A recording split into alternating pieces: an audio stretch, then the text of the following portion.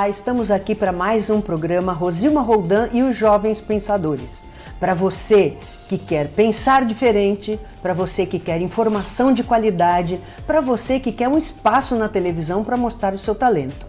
Hoje eu tenho um prazer muito grande de estar aqui com uma atriz maravilhosa que vai nos contar uma história muito interessante sobre Anne Frank.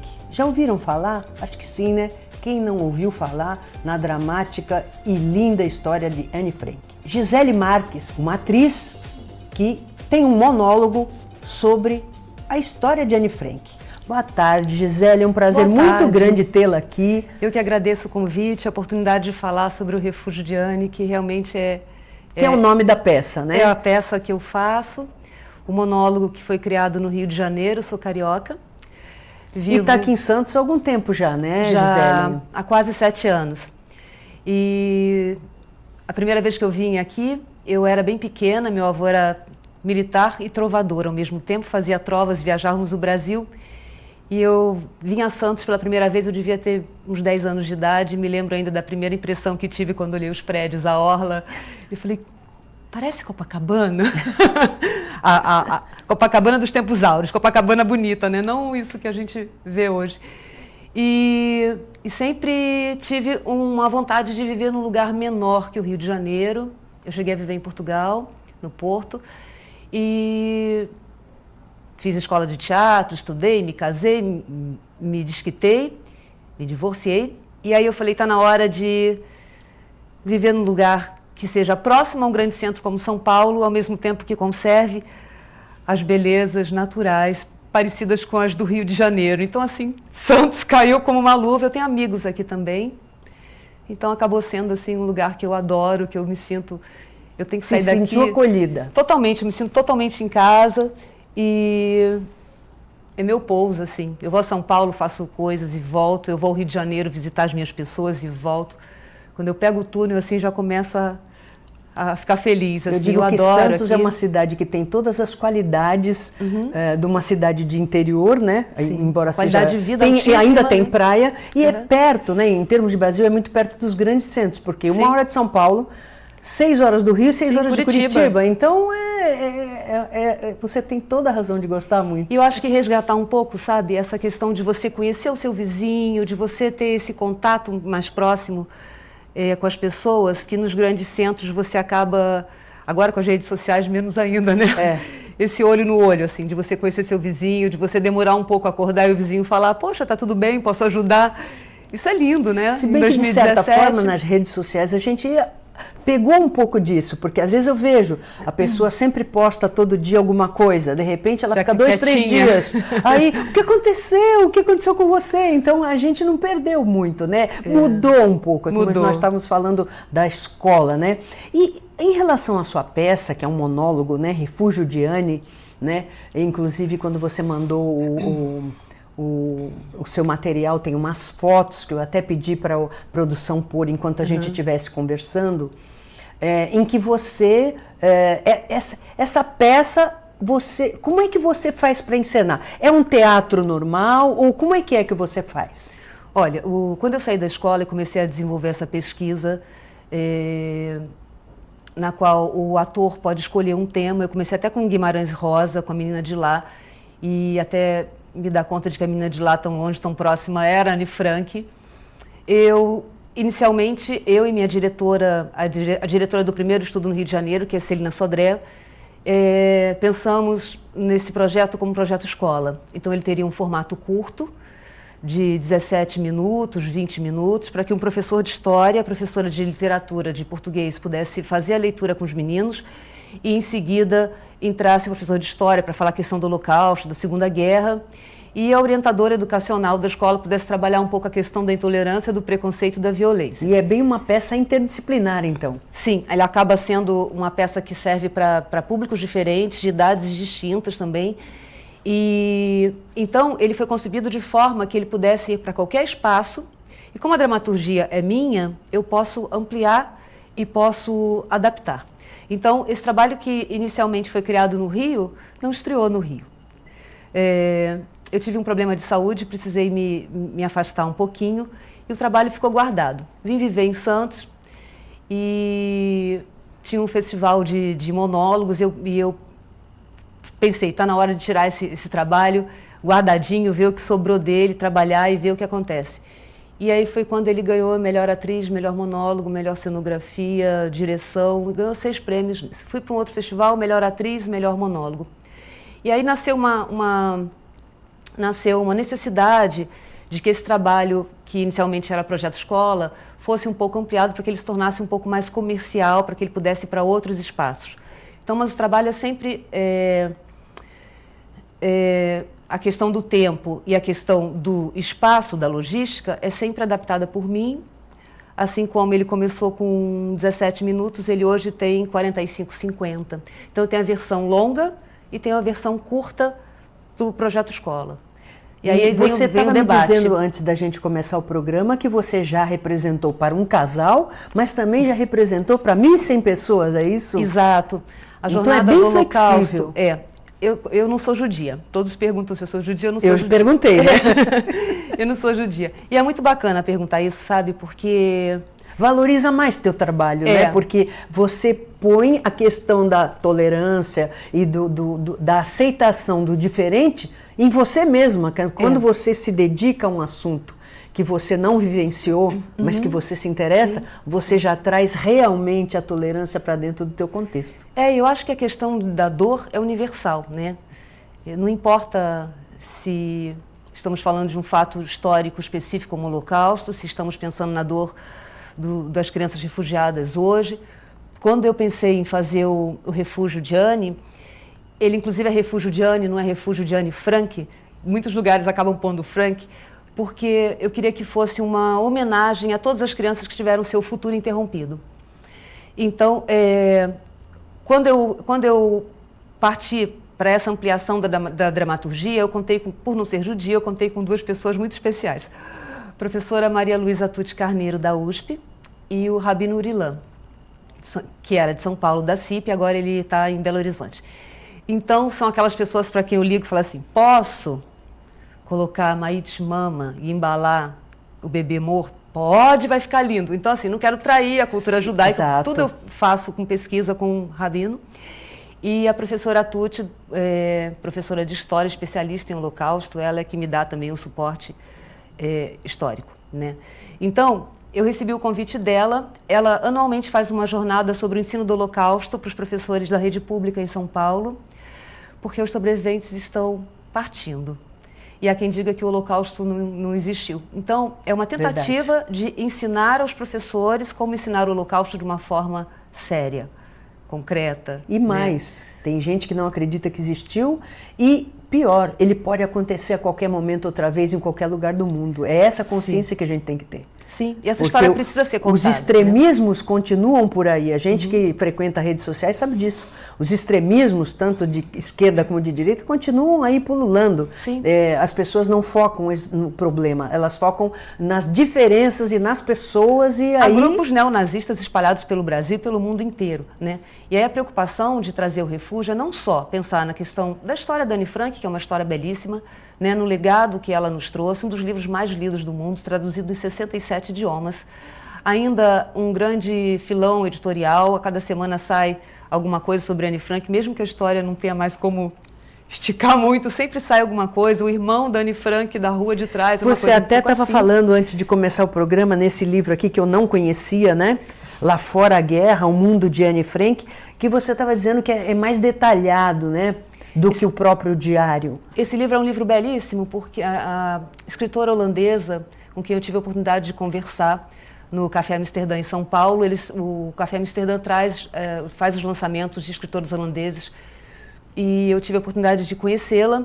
Ela criou essa história para crianças, 9, 10 anos. Ela faz um todo não só do diário, mas o que acontecia antes, como era a Anne antes e como terminou a história. E é uma pessoa gentilíssima, porque ela tem uma visão... esse trabalho é muito bacana, porque eu tenho contato com os sobreviventes, eu tenho contato com a Nanette Koenig, que foi colega da Anne Frank, eu tive a oportunidade de estar com ela algumas vezes, fazer o refúgio para ela. Ao mesmo tempo, eu tenho contato com os holandeses, que têm uma ideia diferente da história da Anne Frank, né? Mas nada disso teria sentido se eu não trouxesse o exemplo da Anne Frank para os dias de hoje. Se eu não pensasse ainda na questão desde os refugiados sírios, né, as crianças que estão morrendo nessas travessias de bote, no bullying nas escolas. E o grande objetivo é alertar os jovens, né, de toda forma de discriminação que ainda existe.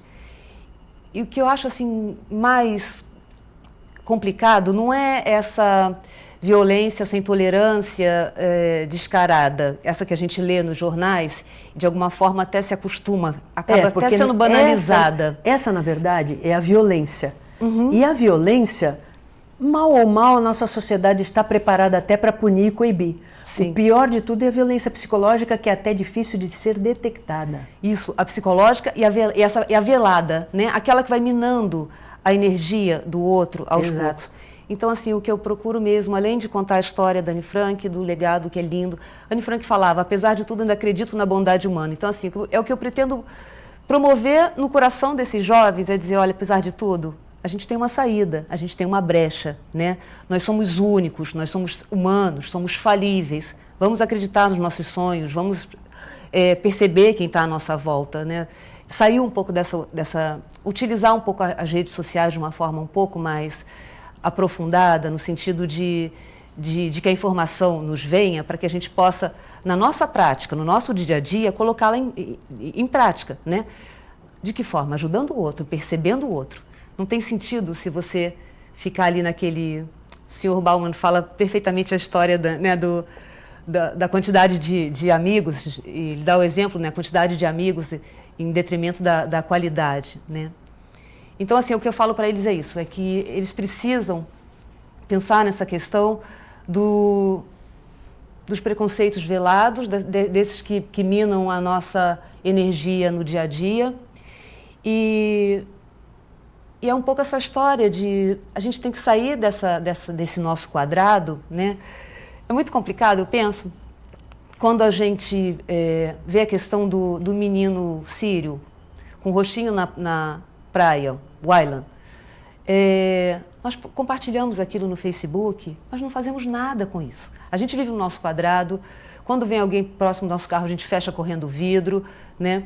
Você citou o menino do pijama listrado, filme, sim, que é belíssimo. Está ali do outro lado da cerca. Quantas pessoas não viveram, não eram a favor da questão do Hitler e viveram próximos de crematórios e não sabiam ou não puderam fazer nada?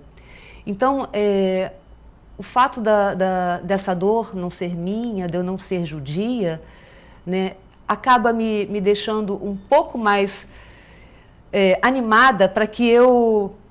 É como se me sensibilizasse e eu dissesse, dor é dor, não importa em qual língua ela seja proferida. Vamos perceber a dor do outro, vamos sair um pouco do nosso quadrado e perceber o que tem à nossa volta.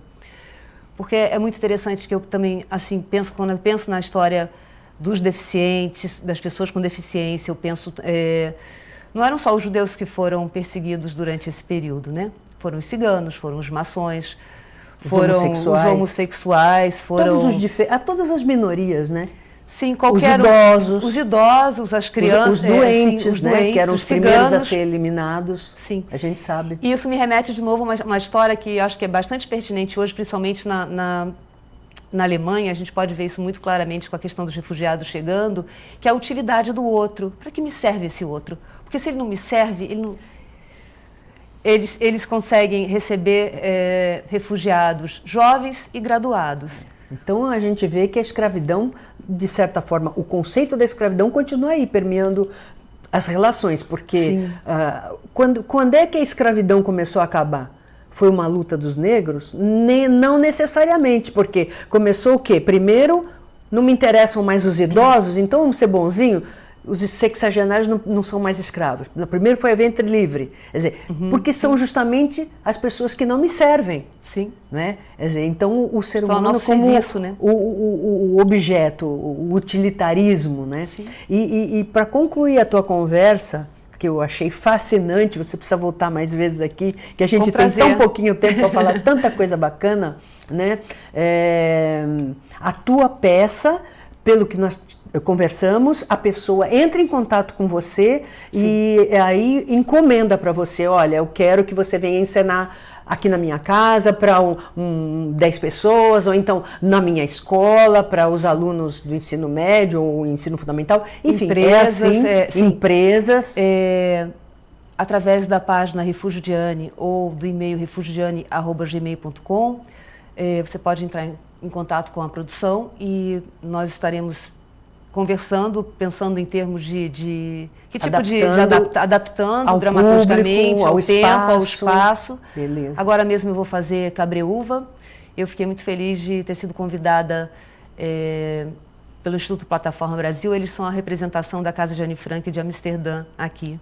Então, assim, acabei de entrar para o programa deles e vou começar uma série de apresentações nas escolas de Cabreúva. Muito bom, parabéns. Então, assim, quem quiser entrar em contato e é isso, assim, eu acho que a gente não pode perder isso de vista, sejamos intolerantes com a intolerância. Olha, seja ela por Gisele, qual você motivo foi um presente aqui para o programa, espero que vocês tenham gostado, eu amei, eu digo, eu que mais aprendo, eu que mais me divirto.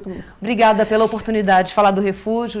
Principalmente porque, quando você estava falando assim, ajudar o outro, entrar na dor do outro, ajuda. É quase um ato de egoísmo, porque ajuda a diminuir a nossa dor. Com certeza. Isso que a gente tem que entender. Tem tanta gente com depressão aí. Sim. Será, claro, tirando os casos que às vezes é químico, tem que tomar remédio e tudo, mas muitas vezes você tem uma dor dentro do seu coração insolúvel e você às vezes resgatando a dor do outro, você consegue se livrar da sua própria dor. Fique aí que nós voltamos já já com os nossos quadrinhos no segundo bloco.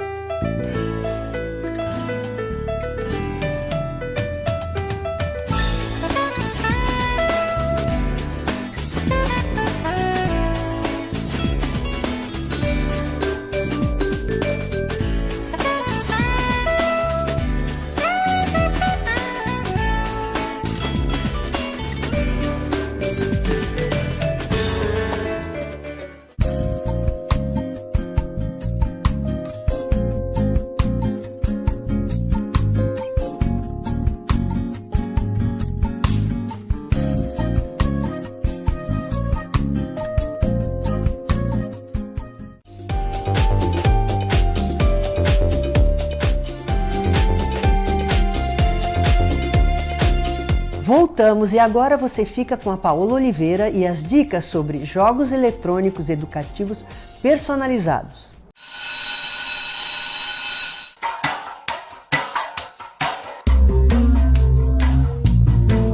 Olá pessoal, a minha dica de hoje é o jogo Quiz Apetitoso, que fala sobre sinônimos e antônimos da língua portuguesa. É um jogo para ensino fundamental 1 e vai ficar muito mais fácil de aprender a matéria. Ah, você quer saber mais? Entre em contato conosco e adquira nossos jogos.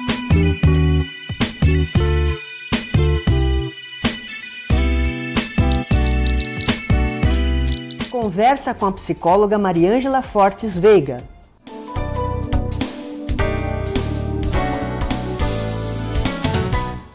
Oi, eu tenho recebido muita gente no consultório falando sobre profissões, dúvidas profissionais e até a escolha de uma faculdade para poder ter uma profissão em um curso universitário.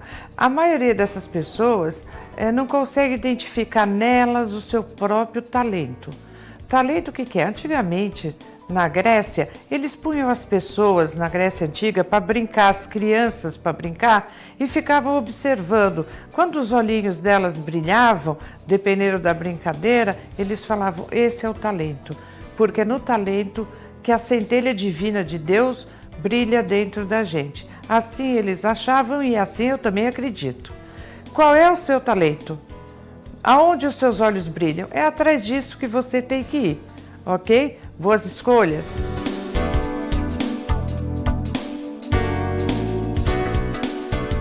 Atividade Física e Saúde é com o professor Rogério Araújo, do Centro Santista de Qualidade de Vida.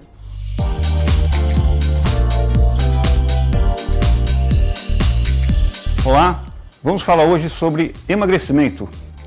Se você não está satisfeito com a sua silhueta, com o seu corpo, está na hora de você colocar em prática alguns comportamentos, ok? Vamos lá então pensar com algumas dicas que eu estou falando ou tentando explicar que existem fatores, como por exemplo, fatores endógenos e exógenos. Os endógenos são aqueles fatores que dependem da nossa alimentação, do nosso comportamento. Portanto, nós temos condições de controlá-los, ok? E os endógenos são voltados à nossa hereditariedade, aquilo que nós recebemos dos nossos pais. E vem caracterizar de uma certa forma como nós estamos nos apresentando hoje.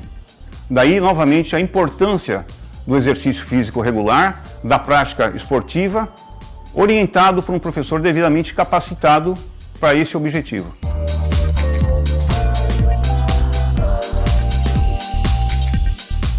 Ricardo Tamborini traz para você comportamento PET.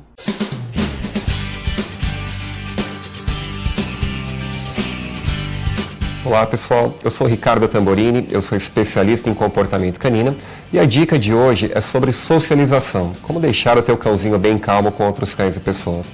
A fase de formação de caráter de todo cão, ela dá início no 2º mês de vida e vai até o 8º, 9º mês. Então o período de filhote é a melhor fase para você ensinar o teu cão a ficar bem com outras pessoas. Então, desde pequeno, leve o teu cãozinho a parques, locais muito bem movimentados, para que ele comece desde pequenininho a se sentir bem e confortável, tanto com pessoas quanto com cães. Dessa forma você vai ter um cão adulto que respeita todos os cãezinhos que ele encontrar e todas as pessoas que chegarem na tua casa vão ser muito bem recebidas. Essa foi a dica de hoje. Até a próxima, pessoal.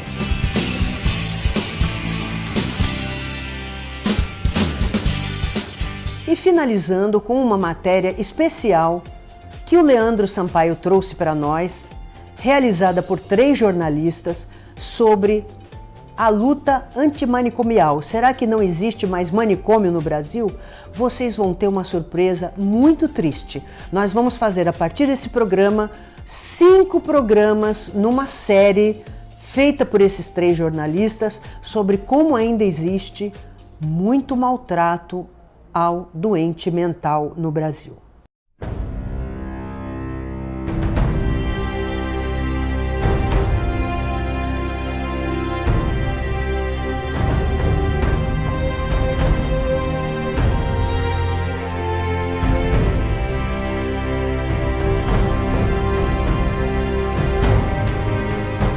Já beijando muita gente.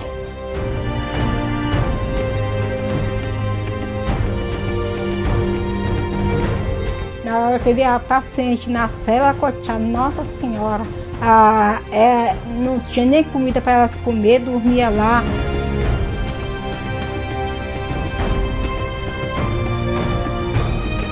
Eles davam choque, né? Prendia na cela. Gente.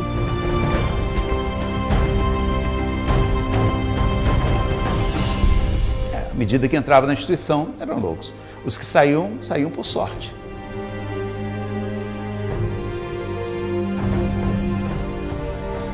Lavava as mãos e tinha sempre a impressão de que a mão continuava suja.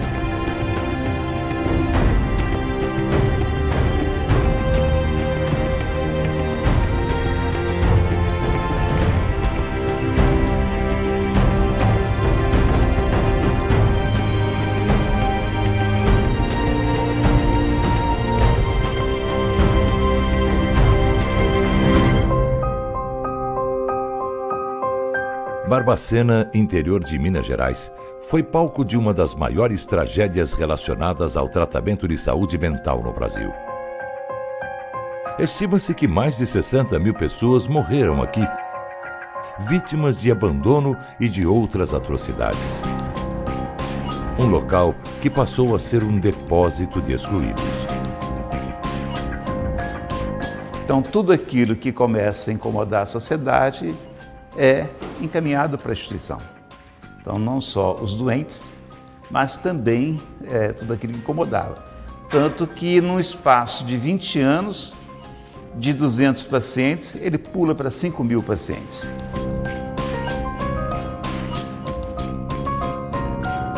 Fundado em 1903, o Centro Hospitalar Psiquiátrico de Barbacena, que tinha capacidade para 200 leitos, chegou a receber 5 mil pacientes, a maioria sem problemas mentais.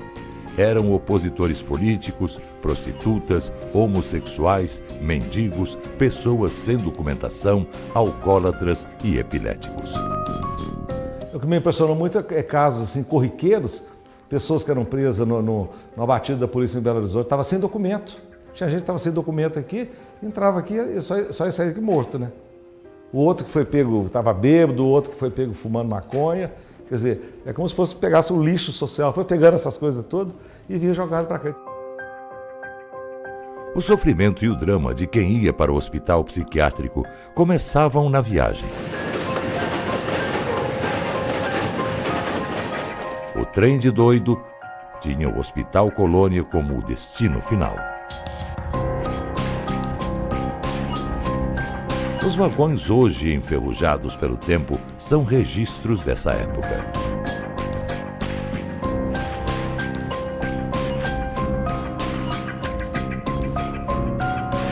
E nesses vagões é que vinham os doentes mentais, que eram mandados em massa para Barbacena. Então isso se lembra muito a logística, por exemplo, dos campos de concentração alemães, que eram localizados justamente onde os ramais ferroviários fossem mais favoráveis. Então a gente percebe aí uma lógica mesmo de envio em massa de pessoas.